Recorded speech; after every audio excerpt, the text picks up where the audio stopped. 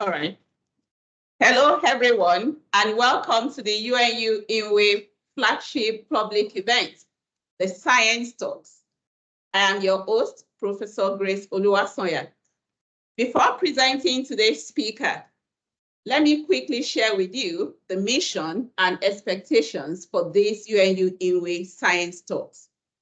It is our intent to, with this platform, promote public engagement with scientific topics.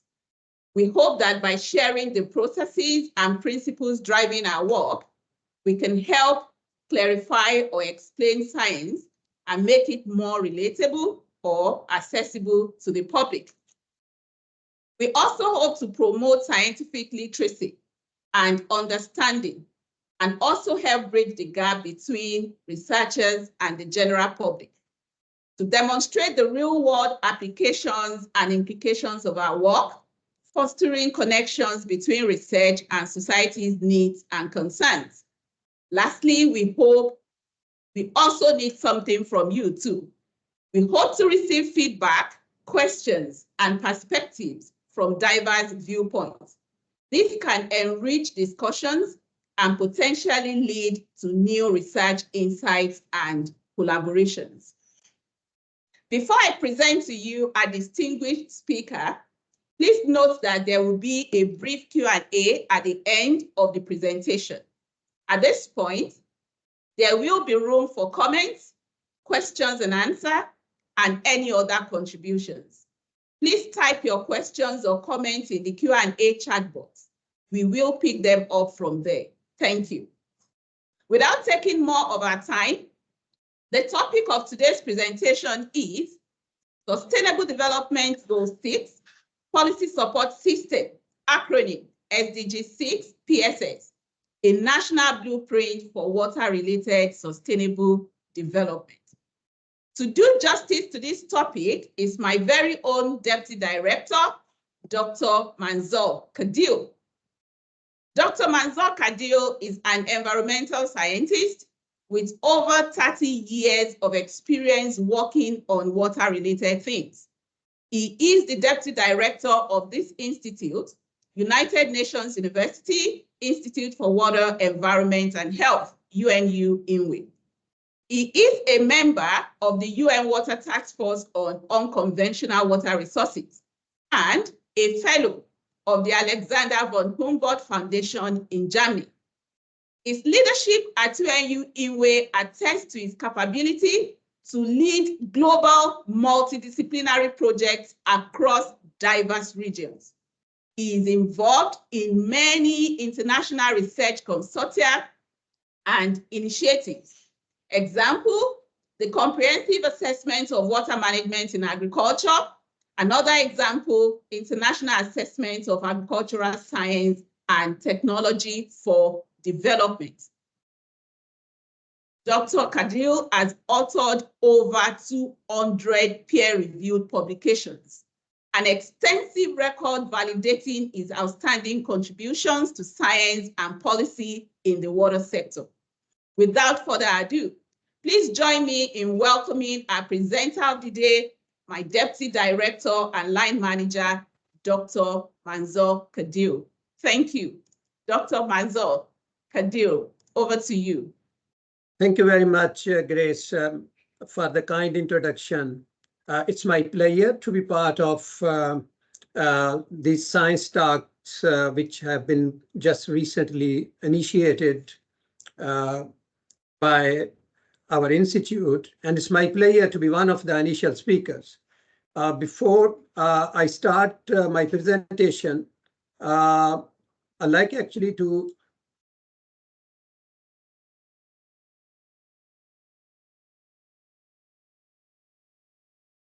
share with you that where we stand with regard to SDG 6 at the global level. So then I'll expand on this specific tool, which is SDG 6 Policy Support System. But before that, let's see where we stand with regard to SDG 6. Since the beginning of the SDG era, we kept on hearing that during the MDG's time, there was a lack of capacity to monitor and report. At the same time, there was very limited and scattered databases, and we should improve upon them. But if we look at some assessments which have been done over the years since the beginning of the SDG era, back in 2018, the Sustainable Development Goal 6 report, which was published in 2018, 3 years after the implementation, very clearly indicated that many countries in Africa, Asia, Latin America, and the Caribbean regions, they lack capacity to collect and analyze data, which is actually needed to report on SDG 6 indicators. In addition to that, in addition to this lack of capacity, there is limited and fragmented data. So even if there is a capacity, but if there is very limited and fragmented data, the countries won't be able to report adequately on SDG 6 at the indicator levels. So what this report clearly suggests is that if we continue to do the business the way we are doing, the world at large will miss SDG 6 by the end of its time in 2030.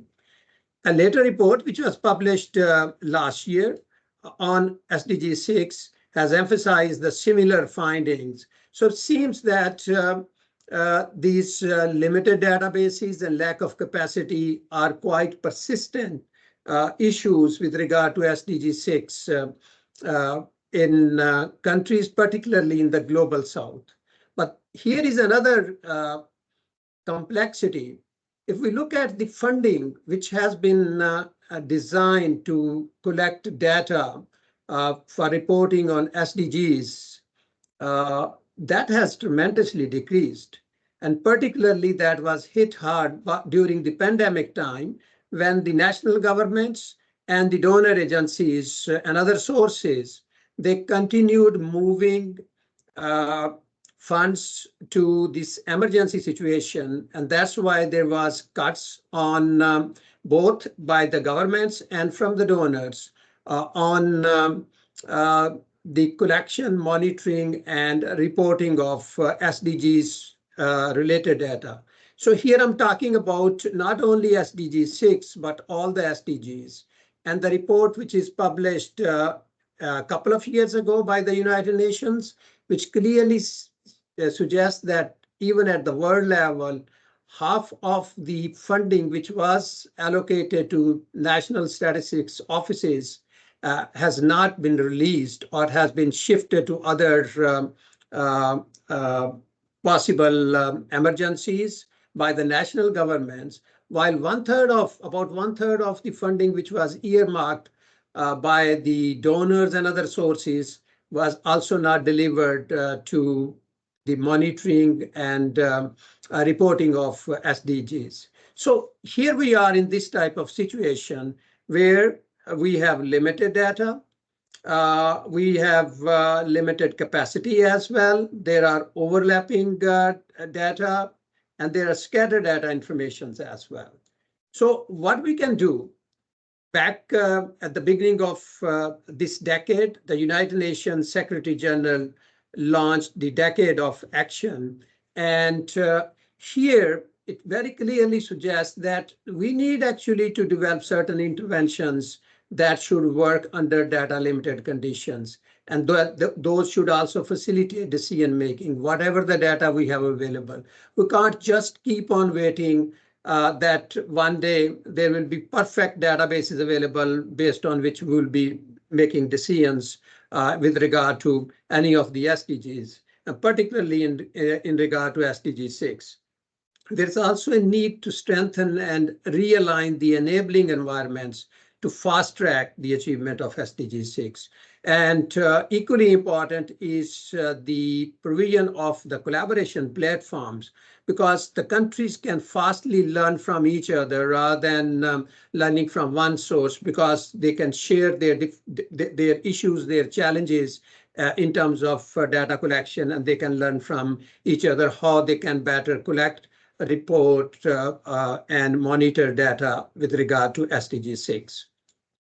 So based on these considerations, while we were at the very initial stages of the SDG time frame, a multi-partner institutional initiative was started by UNU-INWEH in partnership with several other international institutions like UNOSD, K-Water, UNESCO IWSSM, and United Nations Environment Program. So we thought we need actually to develop a tool or a platform which could help policymakers, decision makers to make decisions on whatever the databases are available. So that tool should work under data limited conditions. And that tool should also enable cross-sectoral and evidence-based collaboration, particularly across the experts community, the professional community, and the decision-making community. And it should also identify where the critical data gaps are.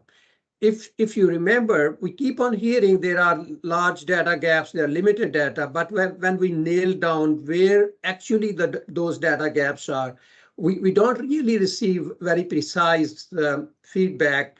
So that's where it's very important that we should also understand where are the critical data gaps and what we can do about them, how we can actually bridge those gaps in data. Unless we really precisely do not know where those are, it's very difficult to act upon. So back in 2016, a team of professionals in partnership with some policymakers as well, started looking at what is out there in the market about the tools, and we synthesized more than 20 tools and started developing SDG-PSS.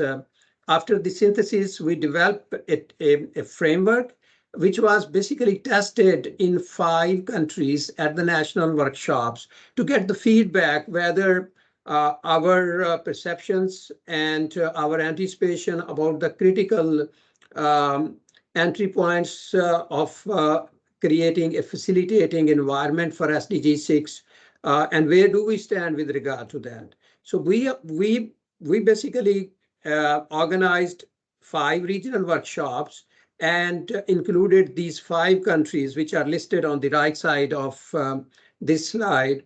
If you see, these countries show diversity, not only in terms of their geographical dimensions, but also in terms of their the availability of annual renewable water resources.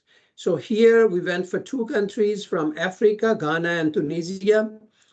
From Asia, the 2 countries where we organized those national workshops were Republic of Korea and Pakistan. And in Latin America and Caribbean, we organized the workshop in Costa Rica. But if you look at these countries, they also largely vary in terms of annual renewable water resources per capita. Here we have Tunisia, one of the most water-scarce countries on this planet, whereas we do have Costa Rica, which has abundant sources of water and more than 20,000 cubic meters water per capita. And then there are also countries which have quite similar type of annual renewable water resources. We also wanted to learn that how these countries behave with or respond to SDG 6, and those are Republic of Korea and Pakistan. So we organized these 5 national workshops, and then we came to know that the initial framework that we developed in our journey to develop a full-fledged SDG-PSS is far from expectations from the national governments. So that led us to make major revisions and testing of the revised version with these 5 countries. Once these 5 countries were satisfied, then we organized the regional workshops in the second phase of the project, where we presented the tool. And based on the feedback from those 3 regional workshops, one in Asia, one in Africa, one in Latin America and the Caribbean regions, then we formally launched the tool, which is now available in open access. All the professionals, policymakers, national governments can access that tool. So if we look at the tool, this contains 6 policy critical components, and those are also decided based on the critical feedback from the project countries, the 5 countries I just mentioned. And those are capacity assessment, finance assessment, policies and institutional assessment, gender mainstreaming, disasters, risk reduction and resilience, and integrity. So the challenge was that if we are looking at the challenges, the issues with regard to the pace of achievement of SDG 6, we should try to understand where the critical issues are at the national level for a specific country, whether there is a lack of capacity or lack of financial resources, or there might not be the right type of policies or institutional setups there. There might be very ignorant gender mainstreaming policies and implementation. And everything might be good, but there might be disasters which would have been affecting the implementation of SDG 6 in a specific situation in a country. Or there might be integrity issues, there might be corruption issues in the water sector that might be affecting the achievement of SDG 6. So these were 6 policy critical components that we looked into. Then we worked with the countries, we revised those specific questions which are part of SDG-PSS, and now, as it stands, the tool is available in 6 languages: English, French, Spanish, Portuguese, Arabic, and Korean. How the tool works is that there are specific questionnaires. In response to those questions, a reporting framework appears with certain graphs. And then the other critical aspect of this tool is that this tool does not just work at the overall SDG 6 level. It does not just tell that where the country stands with regard to SDG 6. Rather, it dives down to a level where it reflects on the evidence at the SDG 6 indicator level. So if somebody or a country is interested to see where where that specific country it stands with regard to SDG 6.3.1 in terms of what is the status of wastewater treatment in that country, the tool can precisely point out that where, if the country is off track, where the critical issues are, whether it's a lack of capacity or lack of gender mainstreaming or financial resources or policies or integrity issues or disasters.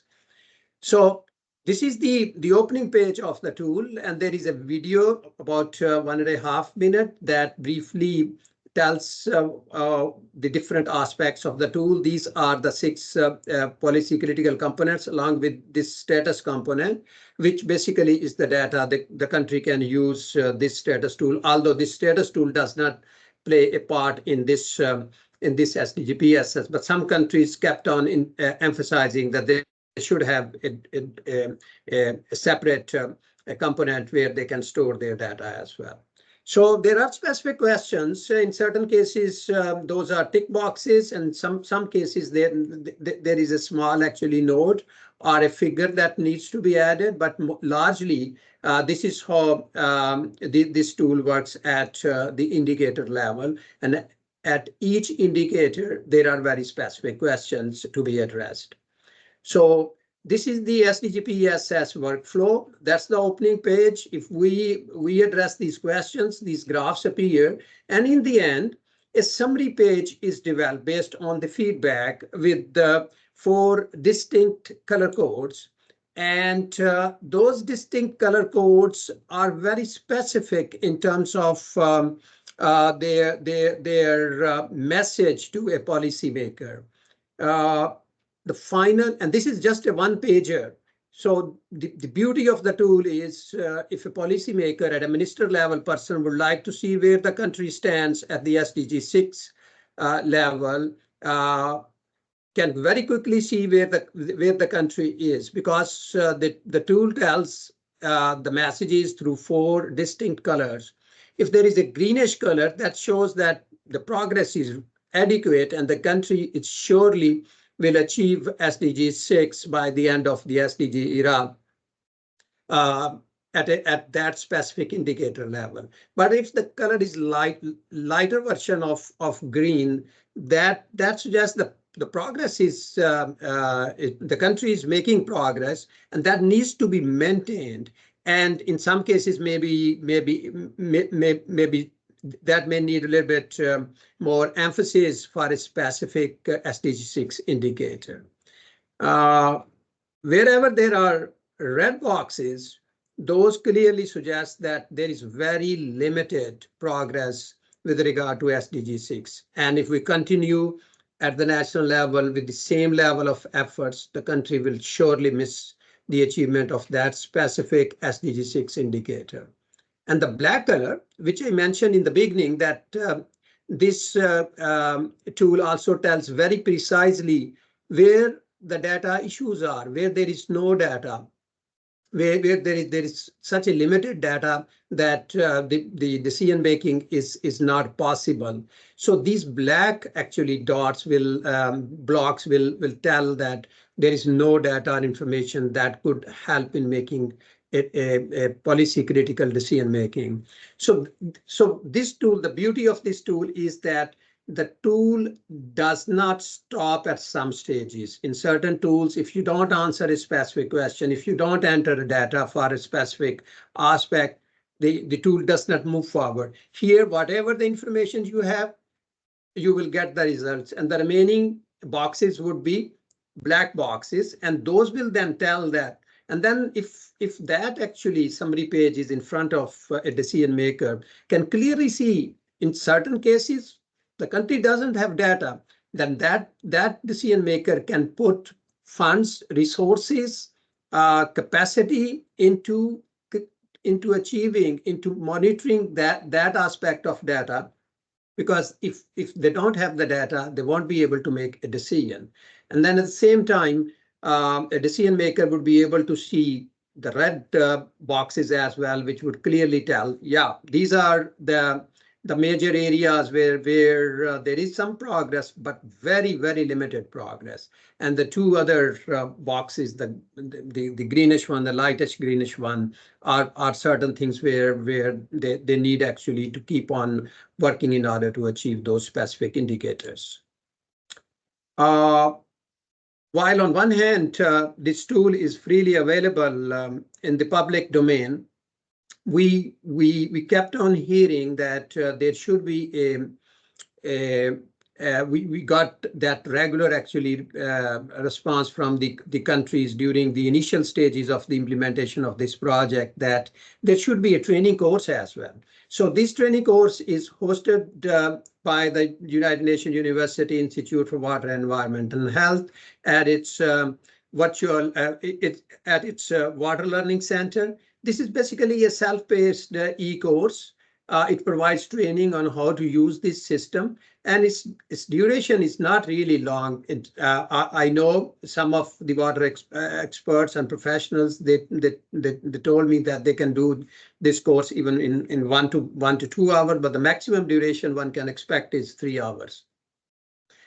So, what are the key elements of this e-course? So, the participants can understand the objectives and the role of SDG-PSS. They can learn to navigate through the different pages of SDG-PSS. They can generate and analyze evidence through the information that they can add.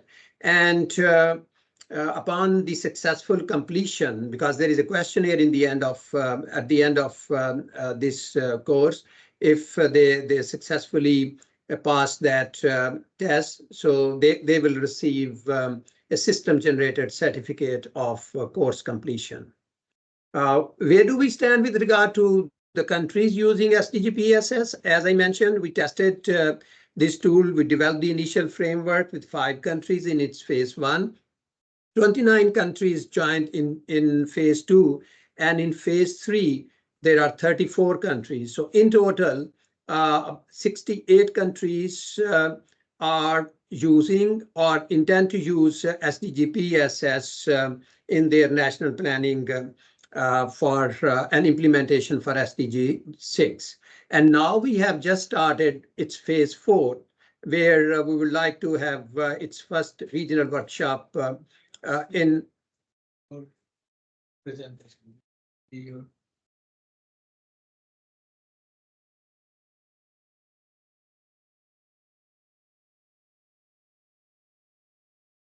What they are seeing. They see only your face, but not the screen. We see that. Okay, continue.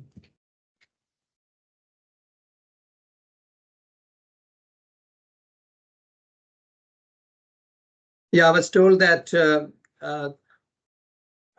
the audience is unable to see the slides, and that's also not really good, because I had the impression, and my screen clearly shows that we are actually so I'm sharing the screen and it appears like that, and my colleague has also tested. My apologies if you are unable, actually some of you are unable to see the screen, but surely this presentation will be available. So I was talking about the countries. So at the moment we are at the beginning of its phase 4, where we will be organizing the first regional workshop of Asia region in Dushanbe, Tajikistan next month. Just to give you an idea that this tool has been already captured by different key references and news. I'd not like to go into the details. I just thought I should share with you. But at the same time, those countries which have been using SDG-PSS, they have incorporated SDG-PSS in their national planning and implementation systems. And I'd like actually to share with you some of the publications that they have developed based on the use of SDG-PSS. Currently, there are 3 regional hub countries of this project. For Asia region, Pakistan; for Latin America and Caribbean region, Brazil; and from Africa, Tunisia are the regional hub countries, and working at the forefront of supporting SDG-PSS, not only at the national level, but they have become excellent learning hubs for other countries for communication and cross-learning, developing cross-learning opportunities.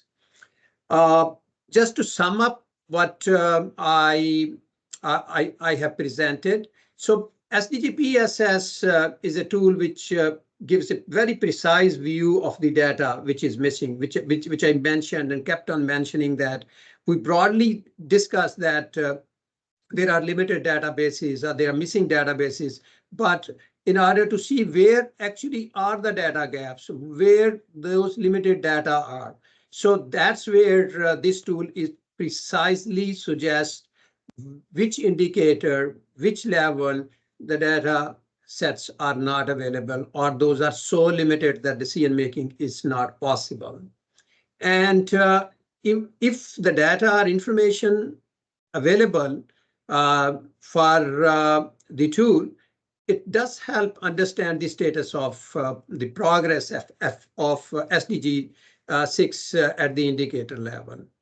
It also provides a platform for cooperation within the water research community in a joint policy development process.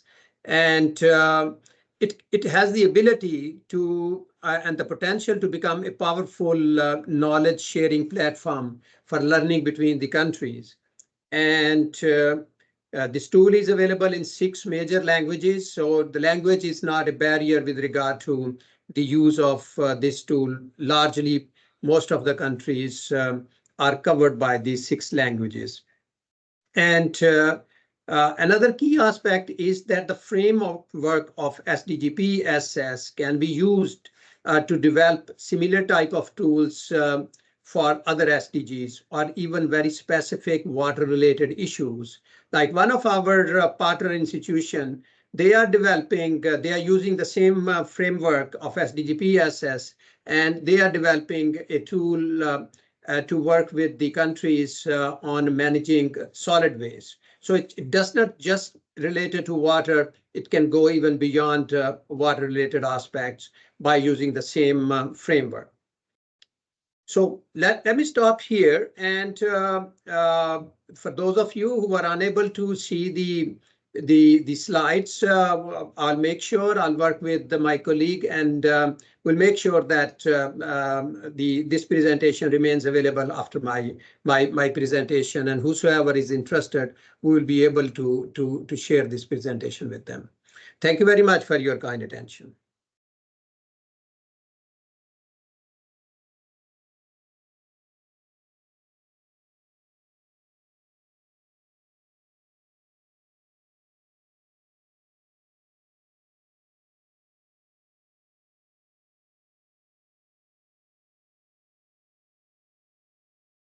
Grace, I'm unable to hear you. Oh, okay.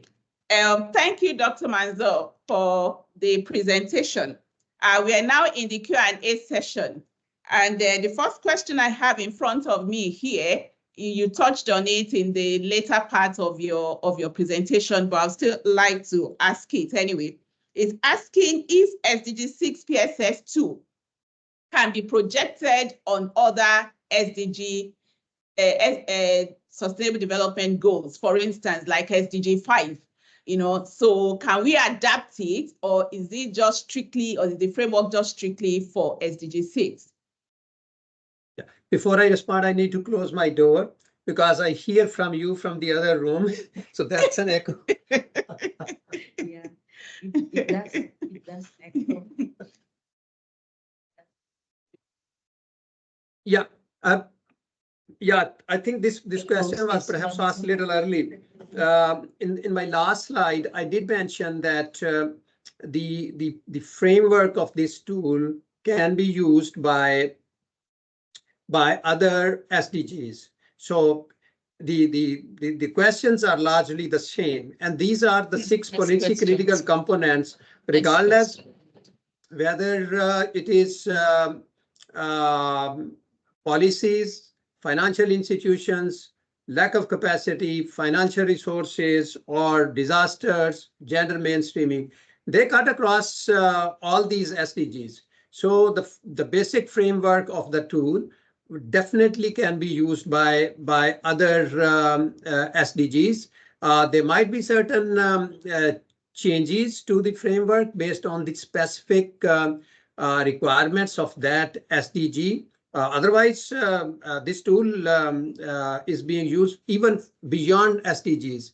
I just mentioned in my last remarks that our partner institution, UNOSD, they are trying to develop, they are using the same framework of SDG-PSS, and they are developing a tool which would address solid waste management. They are based in Korea. The Korean government is very much interested. They are at the forefront of solid waste management, and that's why they would like actually to collaborate with countries where they can help in streamlining solid waste management strategies. So it does not just stop at the water level. It goes beyond to water, to other SDGs, or even beyond the SDGs to very specific issues which may relate to water, may relate to environment and other aspects. Okay, thank you. How many countries have started using this SDG-PSS? Yeah, at the moment, there are 68 countries who have joined the project, and they are at the different actually stages of using it. Some of the countries, the regional hub countries like Pakistan, Brazil, Tunisia, they are at the forefront. They have basically incorporated this tool into their national planning and implementation system for achieving SDG 6. And that's where I shared 3 key publications of these countries as well. One has developed a complete guideline of using SDG-PSS. They have engaged even the provincial level entities. Brazil is basically relying on this tool in terms of their national level planning, where the investment should go, where the capacity needs to be developed. So on one hand, these are the level of engagement, but there are some countries which are at the very initial stages of using SDG 6. So among these 68 countries, they are part of the project, but they are at the different stages of implementing SDG 6 at the national level. Thank you. Another question here is, how can we upscale the adoption of SDG 6 PSS? Because now, it's just 60 something plus countries in the world. So that means there's still a huge gap for several other countries to jump on board. So how can we upscale the adoption of SDG 6 PSS?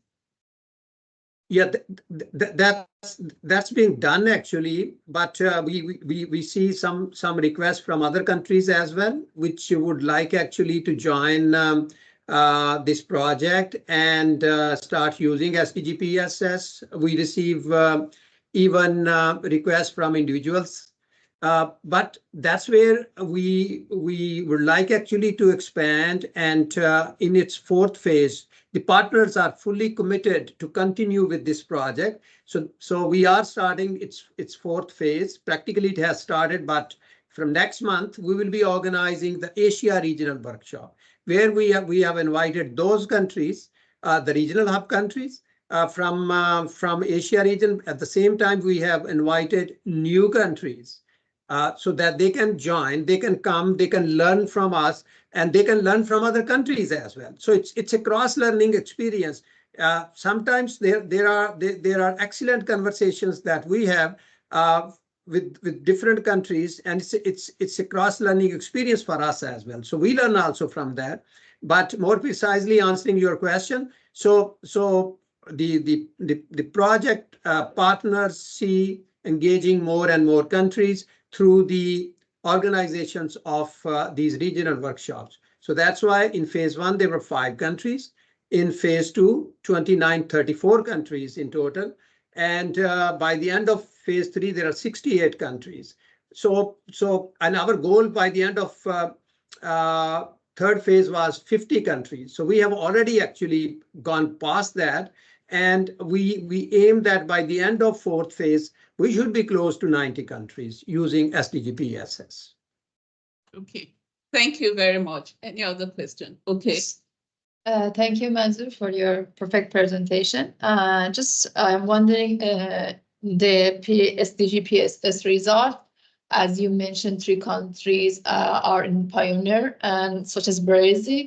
If there is any link to publish the results and the outcome of the PSS program for publishing in the website or any other places that the scientists can access them, So my next question is about how they match localization and for the SDG-PSS. As we know, there are different weather, different variety of the geographical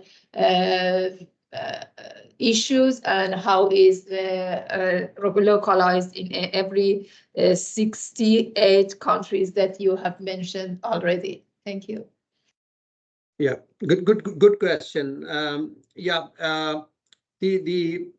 The information about the publication, the resources, the presentation, the main aspect is that SDG-PSS is available in public domain. So anyone can just Google and just create an account and start using it. So there's absolutely no problem. But with regard to the publications, this project has a dedicated web link, which is part of UNU-INWEH. So all the information, all the related publications are deposited there. But in addition to that, there are country level publications, and I shared in one of the slides snapshots of 3 or 4 country publications. Those are very helpful for those countries who would like to integrate this tool at the national level. Now, going to your other question of how we can actually integrate this tool at the local level, because conditions are different. In one country, there might be entirely different conditions than other.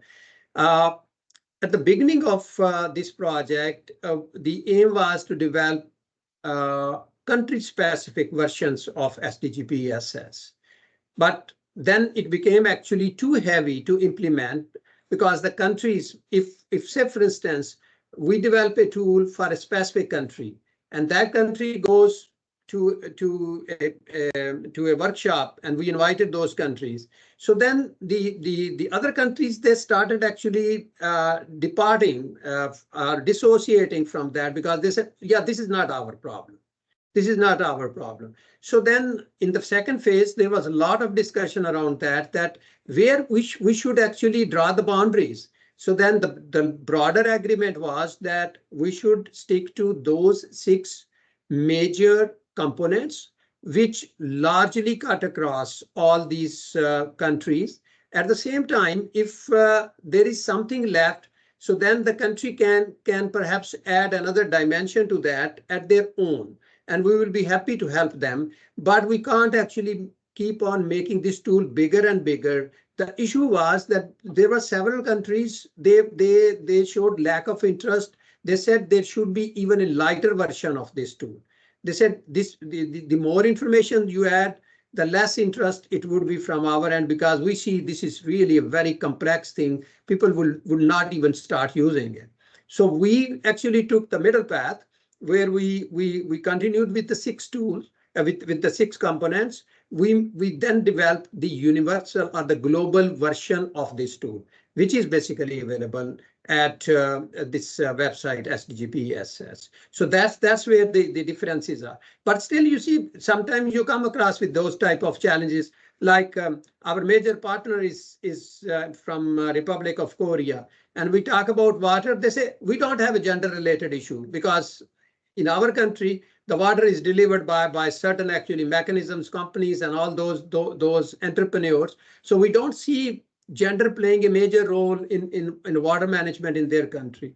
But go back to Tunisia, go back to Pakistan, where gender mainstreaming is a critical element to ensuring that the country is on track with regard to SDG 6. So that's why we kept gender mainstreaming. We can't actually eliminate a major component because one country is not using. So they really do not put a lot of effort in responding to the questions related to gender mainstreaming. But those countries where gender mainstreaming is a main issue, they really pay a lot of attention to that. So we are within those 6 major components, but we are happy to help actually countries where they ever see that they have a very specific problem. Like another example is if you know the couple of indicators, particularly one indicator addresses transboundary water resources. And if you look at those countries which are island countries, say for instance, they say this indicator is not, now I'm not talking about this tool, I'm talking about even the SDG 6 indicator level, which was adopted universally, because they see that transboundary rivers are not their problem. So they really do not pay attention to that. But that indicator remains within SDG 6 because there are so many countries on this planet which have very actually critical, contentious issues with regard to transboundary water resources. So that's how we kept those 6 components which are integral to the implementation of SDG-PSS, knowing that there is a great diversity, but we tried actually to find a way where we could address the needs of the large majority of the countries. Thank you. Thank you, Dr. Manzoor. I think we've exhausted the questions that we have, for this presentation. So on behalf of everyone, I want to thank you again for your time, and thank all the people that joined into this event. Thanks so much.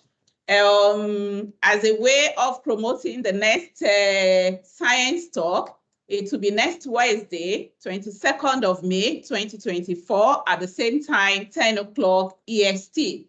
The speaker will be Dr. Carmen Logie from the University of Toronto here in Canada.